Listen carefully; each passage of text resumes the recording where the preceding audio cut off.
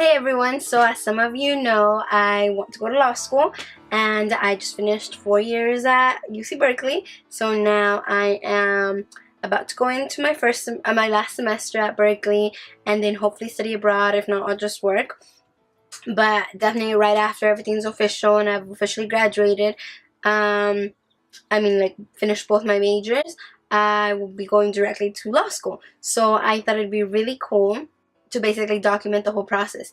So I have some steps written down that I have to do on my way, through the application and like what I have to do beforehand and whatnot. Alright, so I'm gonna run through the steps.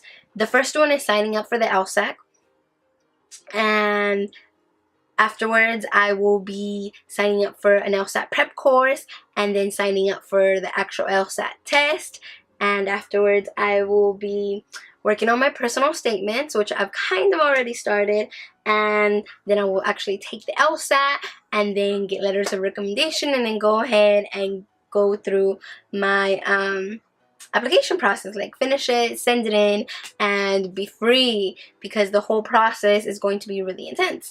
Yeah, it's about 6-7 steps and I will be filming all of them, so that's exciting. And I already signed up for the LSAC, and basically the LSAC is an online portal kind of where I will be applying for law schools. I will be sending in my LSAT scores through there and also signing up for the LSAT through there. And I applied for the LSAC waiver, and that will allow me to not have to pay to register for the LSAT.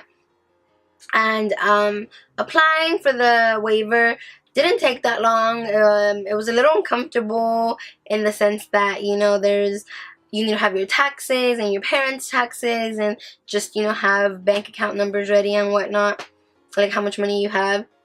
I was very uncomfortable afterwards because I was conditionally approved, and so what that means is that I didn't do taxes this year, so I had to get a non-filing verification letter from the IRS.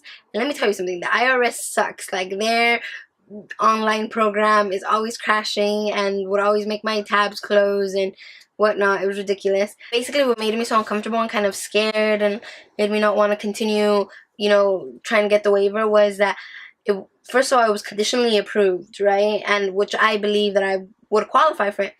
And second is that afterwards, once you're done, putting in the numbers and whatnot, it tells you if the numbers don't match up or like whatever, we're gonna fine you, and your LSAC profile is put on hold until we figure out if you're approved, or if you're not approved, then you get 45 days.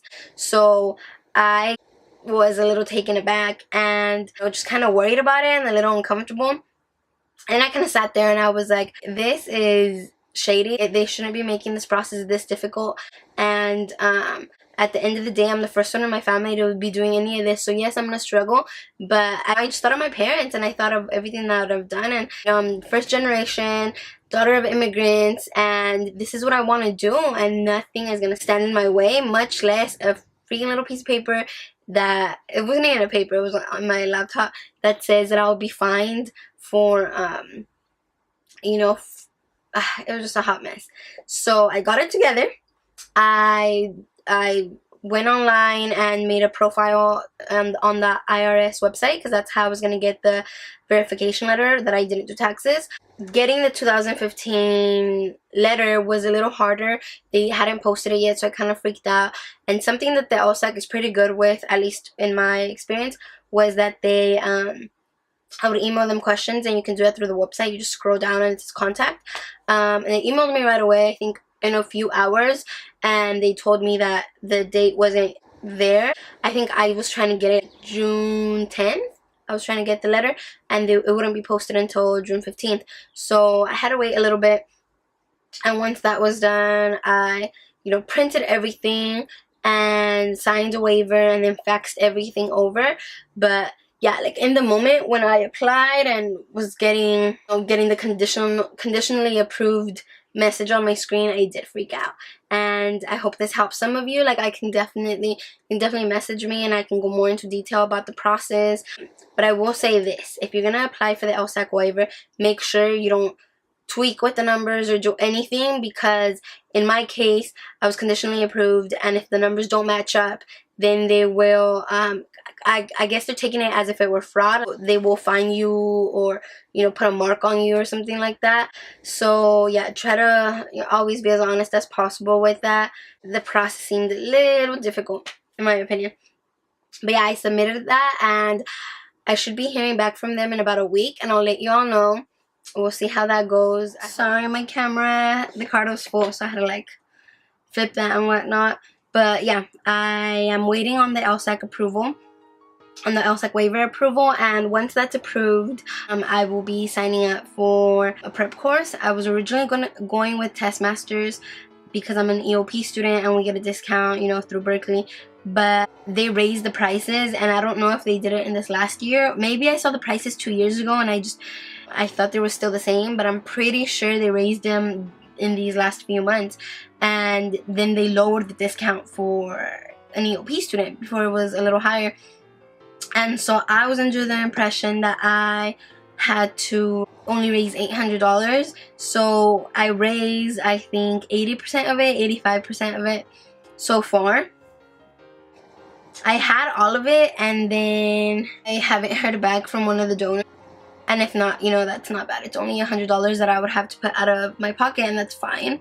If she happens to get back to me, then I will have all of it, which is amazing.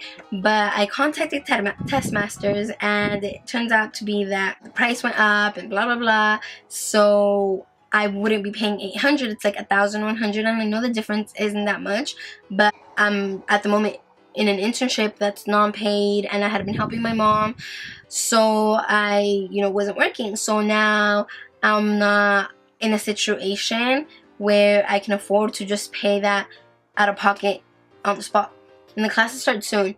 So now I'm considering Blueprint, and I know once the LSAC waiver goes through, if it goes through, I will get half off of Blueprint, and then that one would be $800. So then I would go with that one. And it's just what I want is a lot of classes with I want to spend a lot of time, because I think that's what I need. And if not, what I'll do is I'll go with Test for the People, which is $600 without any discounts, but that's less hours, and I wanted to start as soon as possible, if possible, in 2 weeks or in this upcoming month. But we'll see. I'll keep you guys updated. It's definitely not an easy process, and that's why I'll be documenting this, and hopefully I can make some videos with my friends and we can do Q&As and whatnot. But yeah, I hope that we can all get through this, and my ultimate goal is to end up in law school, and preferably, I'm praying, I'll get into Georgetown Law, which is in Washington, and I went there last summer and I definitely fell in love. So we'll see what happens. But alright, have a great day. And then they told me about it, and it's kind of embarrassing. So you can either record yourself with these practice questions, or go in front of a mirror and just talk and